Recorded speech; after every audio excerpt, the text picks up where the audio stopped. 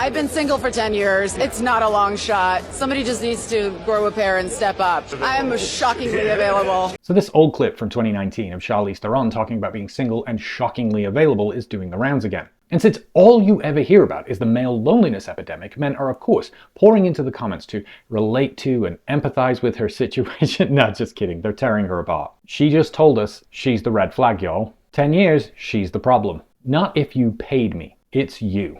Translation, I can't keep a man. If she's been single for 10 years, it's because she wants to be single. A powerful woman who's used to getting everything she wants and calling all the shots. A man has to enter her life and submit to it. And I cannot even imagine the ways she will test him.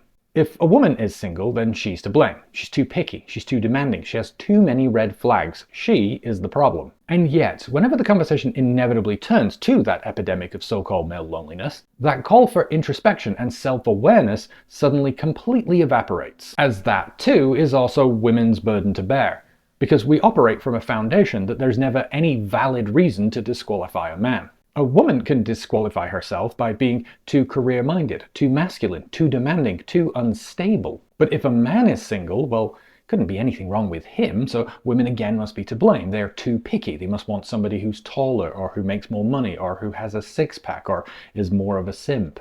It's why the entirely made-up concept of the friend zone was invented, a means to disparage and shame women for disqualifying men with no valid reason. After all, these are men who are going above and beyond by being kind to women. So obviously it needs to be pointed out to women how utterly unreasonable they are being by refusing to date a man solely off that fact alone and absurdly having expectations of anything more than that, while neatly avoiding calling out the predatory behavior of men who cosplay kindness on the sole expectation that it must be returned and paid for with physical intimacy. It's why we can depict an endless list of sadistic men who delight in torture and violence. And yet for some, the greatest movie villain will always be a woman for committing the unforgivable act of rejecting a man who was kind to her. And yet, according to recent Pew data, roughly equal shares of men and women, around 16%, report that they feel lonely or isolated from those around them all or most of the time. Women, however, are more likely to leverage a far broader network for emotional support,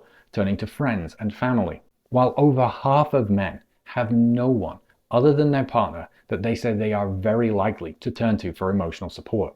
Men have conflated emotional support, loneliness, and romance all into the same topic, arguing that their need for emotional support somehow translates to a societal expectation to a romantic partner. And then using that to justify the idea that the number one enemy preventing men's happiness and self-fulfillment are women who don't just settle for the man in front of them. When we should be teaching men that rather than being upset and angry at women for decentering men, men should instead be inspired by and emulate them. Decentering women, or at the very least decentering the need for a romantic partner and finding other outlets for emotional support. Building deep connections with family and friends by engaging in meaningful conversations that include asking about emotional needs.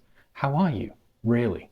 How can we help and support each other? When I was a consultant and would travel a lot for work, it meant being away from home and alone in a strange city without my emotional support network. And one of the first things I would do was to look for local hobby and interest groups, board game night at a local comic book store, seeing a movie with a film enthusiast group, and taking walks with a hiking club. So yes, local hobby and interest groups, meetups are another option. Find local volunteering opportunities and events, and find support groups for areas and topics that you struggle with. Do everything you can to find and build community wherever you are, to connect and bond with other people over something other than a shared hatred of women for not dating you. Exercise and grow an authentic understanding of empathy by not only prioritizing and taking care of your own emotional needs, but by listening to others, being curious and asking questions, and learning to respond to and taking care of the concerns and needs of others. Realize that we all struggle with loneliness and maintaining those interpersonal relationships, and that in itself